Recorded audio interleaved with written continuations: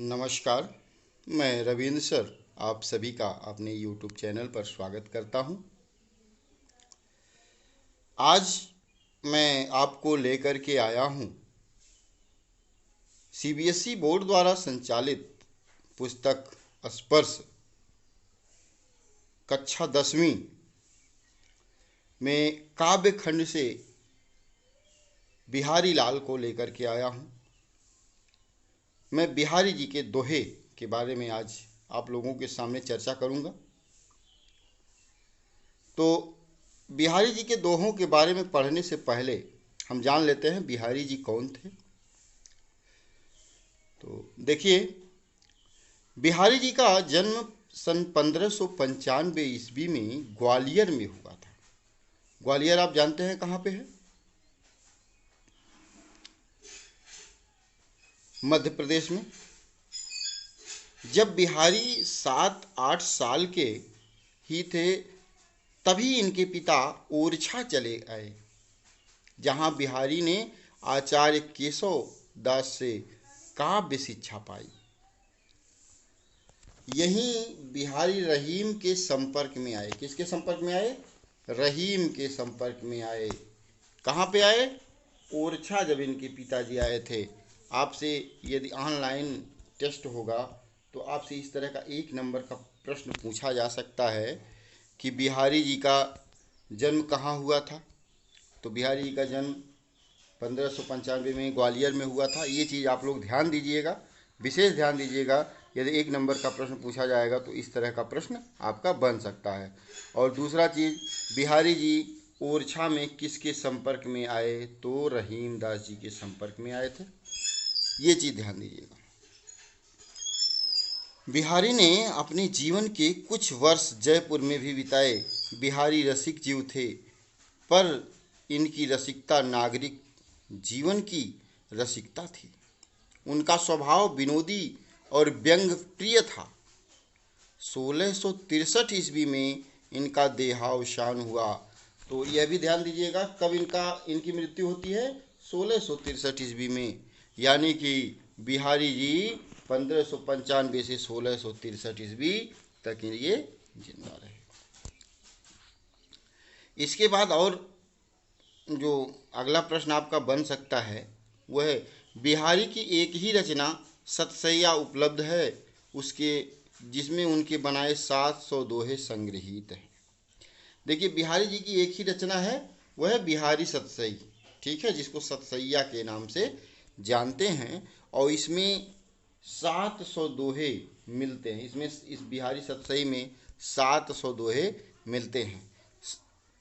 तो आप यह जान लीजिएगा कि बिहारी सतसई में कितने दोहे हैं? 700। कहीं कहीं पे 713, 719 भी मिलता है।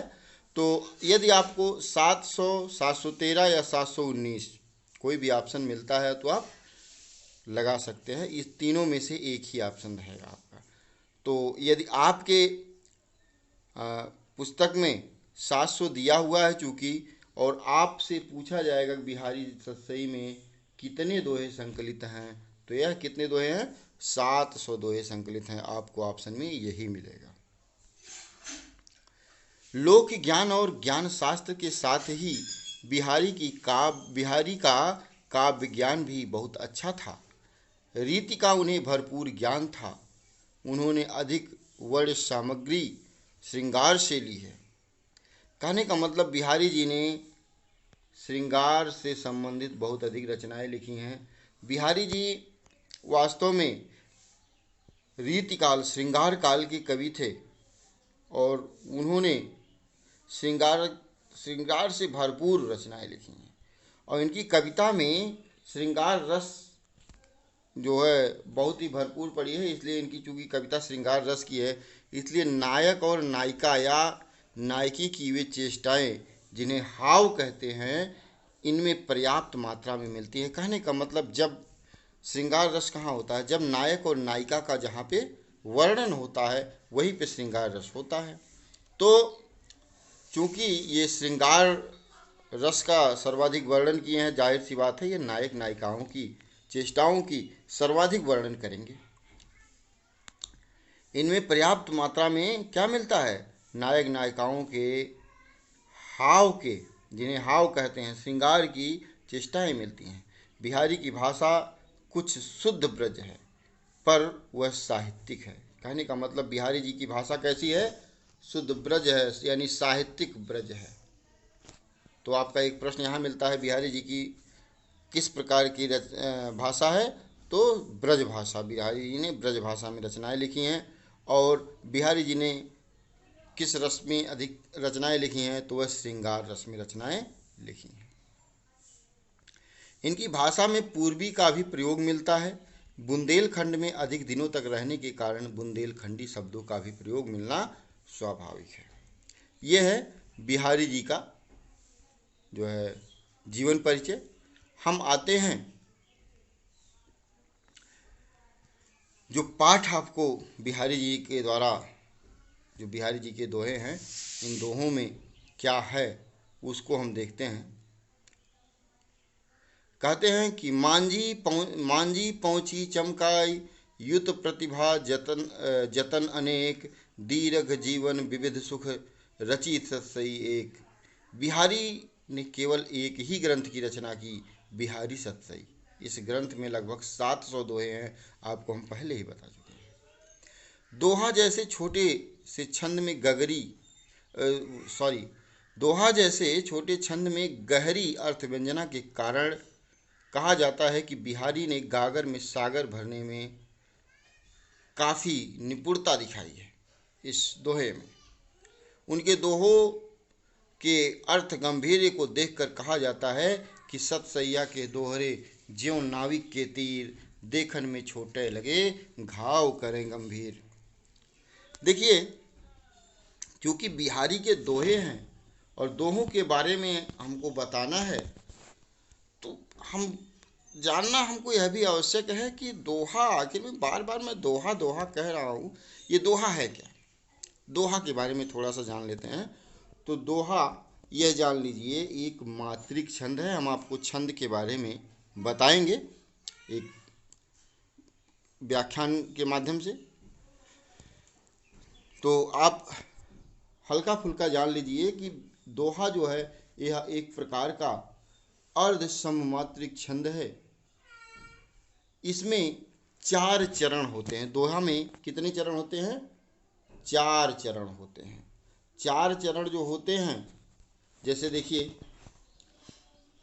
जो 4 चरण हैं, कहने का मतलब 1 चरण, 2 चरण, 3 चरण और 4 चरण। जहाँ पर यह कामा लगा होता है वहाँ से एक चरण समाप्त हो जाता है। तो इस प्रकार से 4 चरण आपको मिल गए, 1, 2, 3 और 4। ये 4 चरण दोहे में होते हैं। और इन चारों चरण में जो दोहे में हम बताए हैं कि अर्ध सममात्रिक छंद होते हैं, तो देखिए इसके जो अभी बताया, 1 चरण, दूसरा चरण, तीसरा चरण और चौथा चरण। पहले चरण में और तीसरे चरण में इस प्रकार देखिए, पहले और तीसरे चरण में 13-13 मात्राएं,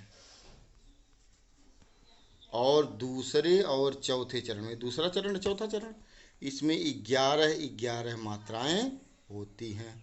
वह होता है दोहा। आ गया दोहा समझ में? तो ये हो गया चरण। बिहारी की ब्रजभाषा मानक ब्रजभाषा है। सतसई में मुख्यतः प्रेम और भक्ति के सारगर्भित दोहे हैं। इनमें अनेक दोहे नीति संबंधी हैं। यहाँ सतसई के कुछ दोहे दिए जा रहे हैं। कहने का मतलब आपको जो दोहे पढ़ने को मिल रहे हैं वह सतसई से ही हैं। बिहारी मुख्य रूप से श्रृंगार परक दोहों के लिए जाने जाते हैं, किंतु उन्होंने लोक व्यवहार, नीति ज्ञान आदि विषयों पर भी लिखा है। संकलित दोहों में सभी प्रकार की छटाएं हैं। इन दोहों से आपको ज्ञात होगा कि बिहारी कम से कम शब्दों में अधिक से अधिक अर्थ भरने की कला में निपुण हैं। कहने का मतलब यह है कि बिहारी जी ने अपने दोहों में कम बातों में अधिक बातें कह दिया है। आते हैं अब बिहारी जी के दोहों के बारे में।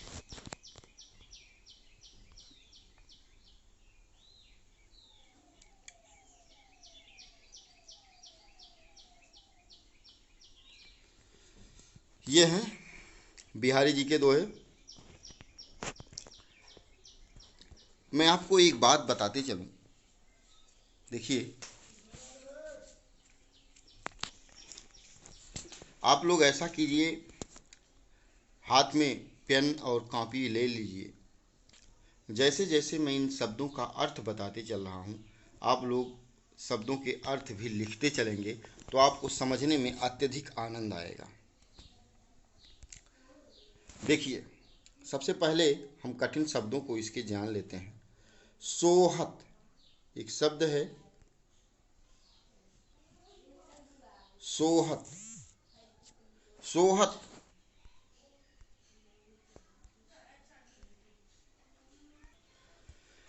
सोहत का मतलब होता है सुशोभित होना। सोहत का अर्थ होता क्या? सुशोभित होना। ओढ़ें, ओढ़ें, ओढ़े का अर्थ होता है ओढ़े हैं, मतलब ऊपर से ढके हुए हैं। पीत का अर्थ होता है पीला। पटु, पटु का अर्थ होता है वस्त्र। श्याम, यह श्याम जो है श्री कृष्ण के लिए आया है। सलोने, बहुत ही सुंदर लगना। सलोने का अर्थ क्या होता है? सुंदर लगना। और गात, गात का अर्थ होता है शरीर।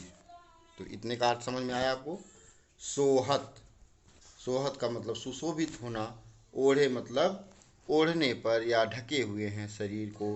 पीतु अर्थात पीला। पटु अर्थात वस्त्र। श्याम श्री कृष्ण। सलोने सुंदर लगते हैं। गात यानी शरीर।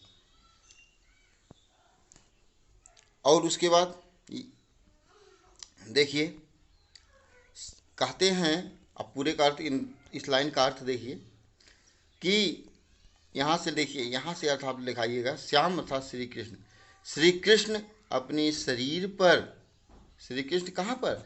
अपने शरीर पर पीला वस्त्र ओढ़े हुए हैं, या पीला वस्त्र ओढ़े हुए सुंदर शरीर वाले,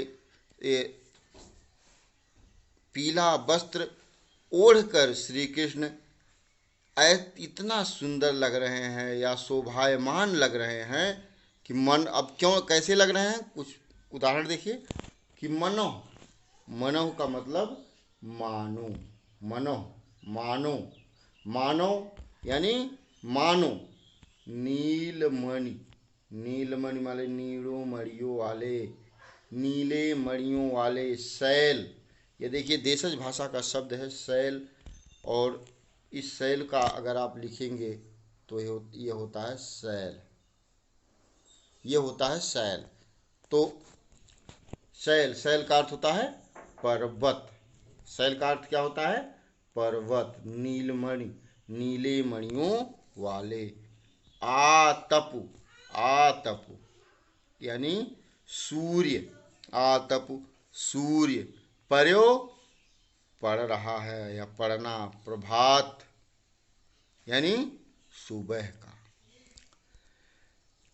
अब देखिए, कहते हैं कि पीला वस्त्र अपने शरीर पर ओढ़े हुए श्री कृष्ण ऐसे सुशोभित लग रहे हैं कि मानो नीले मड़ियों वाले पर्वत पर सुबह सुबह का, प्रभात मतलब सुबह सुबह का, सूर्य की किरणें, आतप सूर्य की किरणें पड़ने पर जिस प्रकार से नील मड़ियों वाले शैल यानी पर्वत सुशोभित होते हैं, उसी प्रकार से कैसे लग रहे हैं? श्री कृष्ण पीले वस्त्र धारण करके, पीले वस्त्र अपने शरीर पर धारण करके अत्यंत ही सुंदर लग रहे हैं। बहुत ही थोड़ा सा लंबा हमने बता दिया इसको, आगे कम समय लेंगे आगे दोहों में। तो एक बार देख लीजिए कि सोहत ओढ़े पीत पटु, श्याम सलोने गात, मलो नीलमणि, शैल पर आतपु पर्यो प्रभात। कहने का मतलब श्री कृष्ण जी नील पीले वस्त्र को अपने शरीर पर ओढ़े हुए ऐसे लग रहे हैं कि मानो नीले मणियों वाले पर्वत पर सुबह सुबह सूर्य की किरणें पड़ रही हों और अत्यंत ही वह सुशोभायमान हो रहा है। जब नीले मणियों वाले शैल पर, पर्वत पर, नील मणियों वाले पत्थरों पर, कहने का मतलब यह है कि जब सूर्य की किरणें पड़ती हैं तो इतने चमकीले लगते हैं, इतने अच्छे लगते हैं, इतने शोभायमान लगते हैं कि उसका दशा देखने लायक बनता है। अगला दोहा देखिए,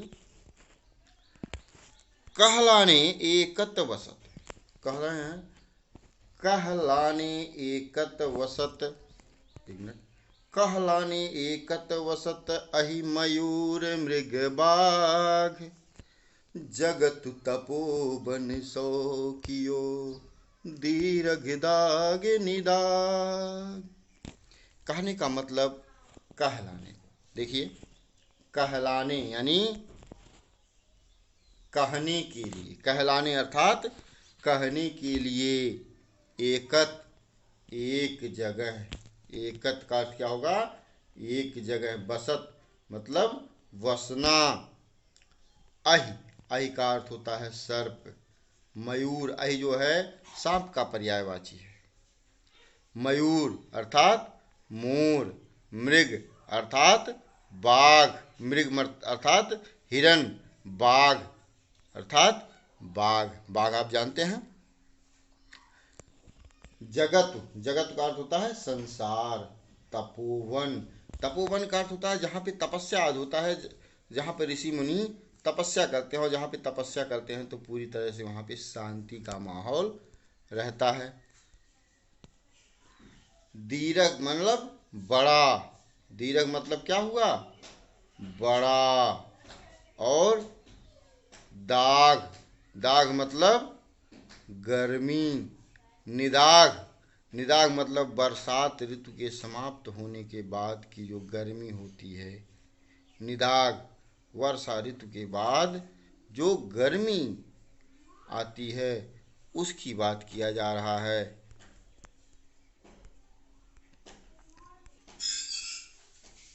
तो देखिए यह हुआ जगत अर्थात संसार, तपोवन अर्थात जहाँ पे तपस्या आदि करते हैं वहाँ पर शांत का माहौल, दीर्घ दाग भयंकर प्रचंड गर्मी, किसका, निदाग यानी ग्रीष्म ऋतु जिसको कहते हैं हम, गर्मी का महीना है। कहने का मतलब देखिए गर्मी के महीने की भीषण गर्मी, दीर्घ दाग मतलब भीषण प्रचंड गर्मी ने संसार को कैसा कर दिया है, तपोवन के जैसा शांत कर दिया है, तपोवन के जैसा कैसा कर दिया है, शांत कर दिया है। और जो शांत कर दिया है कहलाने को, तो एकत वसत, कहते हैं लोग, अब यह कहते हैं क्या कि अहि, कहते हैं अहि, मयूर, देखिए सांप को यदि मोर देखेगा तो वह तुरंत उसको खा जाएगा, और मृग को यदि बाघ देख लेगा तो उसको भी खा देगा, दोनों सभी एक दूसरे के दुश्मन हैं। लेकिन भीषण गर्मी ने, इतना प्रचंड गर्मी ने, गर्मी के ऋतु की प्रचंड गर्मी ने संसार को तपोवन के जैसा शांत कर दिया है। जहाँ पे ऋषि मुनि तपस्या करते हैं वहाँ पे काफ़ी शांति का माहौल रहता है, उसी प्रकार से शांत कर दिया है, और लोगों को गर्मी का खतरा पूरी तरह से दिखने लगा है। गर्मी से काफ़ी लोग परेशान हो गए हैं। लोग कहते हैं कि सांप, मयूर यानी मोर, हिरण और बाघ सभी लोग एक ही जगह गर्मी से बचने के लिए एक ही जगह इस समय निवास कर रहे हैं, रह रहे हैं। क्या कर रहे हैं, कहलाने को एकत बसत अहि मयूर मृग बाघ, कहलाने के लिए सभी लोग एक ही जगह बस रहे हैं, मोर, मोर, सांप, मृग और बाघ। ठीक, तो इस दोहे में आपने क्या देखा, इसमें बिहारी जी ने भयंकर गर्मी का वर्णन किया, इस दोहे में भयंकर गर्मी का वर्णन किया है, और पहले दोहे में क्या किया है, श्री कृष्ण की सुंदरता का वर्णन किया है। तो आपसे 1 नंबर का प्रश्न बन सकता है यहाँ पर कि बिहारी जी ने पहले दोहे में किसका वर्णन किया है, तो श्री कृष्ण की सुंदरता का। आपका यदि ऑनलाइन टेस्ट हुआ तो इस प्रकार का 1 नंबर का प्रश्न बन सकता है कि पहले दोहे में बिहारी ने किसका वर्णन किया है। और दूसरे दोहे में किसका वर्णन किया है? गर्मी का, प्रचंड गर्मी का। ठीक। उसके बाद तीसरे दोहे की बात आती है, यानी बतरस लालच लाल की मुरली धरी लुकाई, सौह करे भोहन हसे दैनिक है नटी जाए, दैनिक है नटी जाए। कहने का मतलब देखिए, इस तीसरे दोहे में बिहारी जी ने जो वहाँ की गोपियाँ हैं, गोपियों द्वारा अटखेलियाँ किया जा रहा है कृष्ण के साथ में, कृष्ण के साथ में अटखेलियाँ किया जा रहा है। तो उस अटखेलियों का वर्णन कर रहे हैं कृष्ण जी के साथ में। अटखेलियाँ करते हुए कृष्ण जी के साथ क्या करें? बतरस, एक मिनट, बतरस, बतरस का मतलब बात करने का। देखिए दो चीजें यहाँ पे मिल रही हैं, बत और रस, दो चीजें मिल रही हैं। बत मतलब हो गया बात, क्या हो गया? और रस मतलब आनंद। रस मतलब क्या हुआ? आनंद। ठीक। तो बतरस, बात का आनंद, बतरस यानी बात का आनंद। बत और रस यानी बत माने बात, रस माने आनंद। लालच मतलब बात करने का लालच यानी लालसा। ठीक। क्या कह रही हैं? लाल, यहाँ पे लाल शब्द जो आया है वह श्री कृष्ण के लिए आया है। लाल किसके लिए आया है? श्री कृष्ण के लिए आया है। और क्या कहती हैं? मुरली धरी लुकाई, मुरली मतलब श्री कृष्ण की वंशी, धरी मतलब धर देती हैं, छुपा देती हैं, लुकाय मतलब छुपा देना, छुपा कर रख देना, धरी मतलब रख दिया, लुकाय, लुकाय मतलब छुपा देना। तो देखिए बतरस बात करने का आनंद, लालच मतलब लालच लेकर के, लालसा लेकर के, उसको बात करने की आनंद के लालच में लाल की यानी श्री कृष्ण की मुरली कहाँ पे रख दिया है? छुपा करके। और क्या करें? सौह करें। देखिए सौह करें यानी शपथ भी ले रही हैं। वो क्या करें? शपथ भी ले रही हैं। कौन? गोपियाँ। श्री कृष्ण की जो गोपियों ने उस वंशी को छुपा करके रख दिया था, वो शपथ भी ले रही हैं। सौह करें, सौह करें यानी शपथ लेती हैं। भौहन यानी भौहों से, ये भौहें हमारी हैं, ये भौहों से, ये देखिए भौहें, आँखों आँखों में आईब्रो, भौहों, भौहों में वो हंस रही, हंसना, हंसें, हंसें मतलब हंसना, दैन मतलब देना, कहें, कहें, कहते हैं, नट जाए, मुकर जा रही हैं, मुकर जा रही हैं। क्या कहें? नट जाए, मुकर जा रही हैं। तो देखिए पूरे का अर्थ देखिए, बतरस लालच लाल की मुरली धरी लुकाई, सौह करें भौहन हंसें दैन कहें नटी जाए। कहने का मतलब श्री कृष्ण की उस वंशी को बात करने के आनंद में, आनंद के लालच में गोपियों ने उनकी वंशी को छुपा दिया था। और जब श्री कृष्ण से ही उस वंशी को ढूंढते फिरते हैं और उन गोपियों से पूछते हैं कि क्या आप लोगों ने हमारी वंशी को देखा है, वंशी जानती हैं, तो लोग शपथ तुरंत लेती हैं, शपथ लेती हैं, कहती हैं कि हम शपथ लेती हैं। और जब शपथ ले रही हैं तो अपनी आंखों में, भौहों में हंस भी रही हैं और देने को मुकर रही हैं। कहने का मतलब देने को मुकर जाती हैं और कहती हैं कि मतलब हम जानते ही नहीं हैं, और शपथ भी ले रहे हैं, आंखों में हंस भी रहे हैं। तो देखिए अटखेलियाँ कर रहे हैं कृष्ण जी से। एक बार फिर से अर्थ देख लिए, बात करने की लालच में, बात का आनंद लेने की लालच में उस लाल की यानी श्री कृष्ण की मुरली को, बंसी को छुपा दिया था गोपियों ने। और जब श्री कृष्ण जी बार बार ढूंढने पर उन लोगों से मांगा जा रहा है तो वह मुकर जा रही हैं और मुकर करके उनकी शपथ भी ले रही हैं। और शपथ भी लेते समय कैसे ले रही हैं? जब शपथ ले रही हैं तो भौहों में उनकी हंसी जाहिर हो रही है, हंसी प्रकट हो रही है।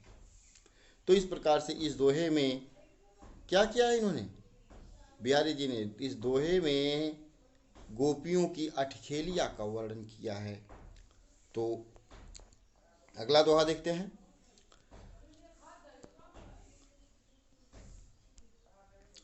कहत नटत रीझत खिजत मिलत खिलत लजियात, भरे भवन में करत हैं नैन नुही सब बात।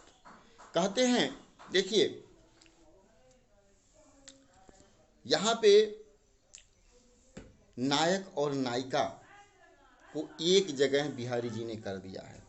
नायक और नायिका को एक जगह कर दिया, और कहाँ पर? एक महल में, एक भवन में कर दिया, एक घर में कर दिया है। और वहाँ पे ऐसा घर नहीं जहाँ वो अकेले हैं, जहाँ पे उनका पूरा परिवार है। पूरे परिवार के सामने नायक और नायिका बैठे हुए हैं, और नायक उनको इशारों में क्या कह रहा है? मिलने की बात कर रहा है। और जब मिलने की बात नायक कर रहा है तो देखिए बिहारी जी ने उस समय का किस प्रकार से वर्णन किया है। इसीलिए तो बिहारी जी को लोगों ने गागर में सागर भरने की बात कही है कि कम ही बातों में क्या क्या वो कह जाते हैं। तो कहते हैं कहत, यानी नायक क्या कह रहा है? कहत, नायक इशारा कर रहा है। यहाँ पर देखिए इशारा करने से मतलब है, नायक चूंकि भवन भरा हुआ, अभी कारण भी बताएगा। इशारा कर रहा है नायक आँखों से, और जब इशारा कर रहा है तो कहता है नटत, जो नायिका है। नायक ने क्या किया? इशारा किया, और नायिका ने इनकार कर दिया। कहा नहीं, आँखों से जैसे ही उसने इशारा किया, नायिका ने इनकार कर दिया। और जैसे ही इनकार किया, नायक क्या हुआ? रीझत, यानी कि उसके इस अदा पर प्रसन्नचित्त हो रहा है। उसके इस अदा पर क्या हो रहा है? प्रसन्नचित्त हो रहा है, रीझ जा रहा है, मोहित हो रहा है।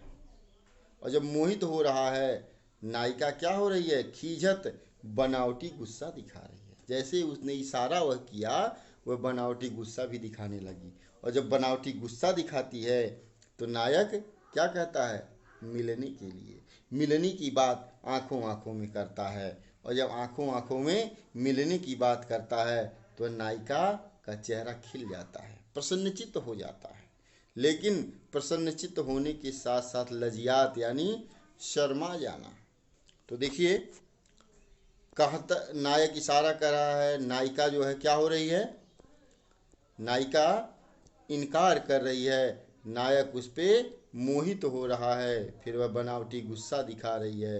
नायक मिलने के लिए कह रहा है। वह जब नायिका प्रसन्नचित्त हो जाती है और उसी समय लज्जात यानी शर्मा जाती है। भरे मतलब भरे हुए भवन, यहाँ पर देखिए भवन लिखा है ना, भवन, ये भवन लिखा है। भवन का अर्थ होता है भवन। भवन क्या क्या अर्थ होता है? भवन यानी घर, आप कह सकते हैं। तो कहता है कि भरे, पूरे भरे हुए, कहाँ पर? पूरे भरे हुए भवन यानी घर में, करत हैं कर रहे हैं, नैनोन आँखों में सारी बातें कौन कर रहा है? नायक और नायिका कर रहे हैं। तो देखिए इस दोहे को नीचे से हम अर्थ लगाते हैं। नायक और नायिका पूरे भरे भवन में, पूरे भरे हुए घर में, परिवार से भरे हुए घर में, नैनों में आँखों में इशारों में बात करते हैं। और कहते हैं, और जब नायक इशारों में बात करता है तो नायिका क्या होती है? इनकार करती है। नायक उस पर फिर रीझ जाता है, यानी मोहित होता है उसकी इस अदा पर। और जब इस अदा पर वह मोहित होता है, नायिका बनावटी गुस्सा दिखाती है। और नायिका जब बनावटी गुस्सा दिखाती है तो नायक कहता है चलो मिला जाए, मिलने की बात करता है। नायिका क्या होती है, खिल जाती है, प्रसन्नचित हो जाती है, और जब प्रसन्नचित होती है वहीं पर क्या होता है, उसको शर्म आने लगती है। तो इस प्रकार से बिहारी जी ने नायक और नायिका के दोहों बिहारी जी ने नायक और नायिका के मिलने की बात इस दोहे के माध्यम से की है। तो इसमें श्रृंगार रस का वर्णन है। इस प्रकार हम देखते हैं, तो देख लीजिए पहले दोहे में क्या कहा। पहले दोहे में श्री कृष्ण की सुंदरता का वर्णन हुआ। आपसे यह प्रश्न पूछा जाएगा, इसीलिए बार बार मैं बता रहा हूँ। कहलाने को एकत बसत, और कहने के लिए एक ही, कहने का मतलब गर्मी, भीषण गर्मी का वर्णन किया जा रहा है। उसके बाद गोपियों के अठखेलियों का वर्णन किया गया है। उसके बाद नायक और नायिका के श्रृंगार का वर्णन किया गया है, संयोग श्रृंगार का वर्णन किया गया है, दोनों के मिलने की बात की जा रही है।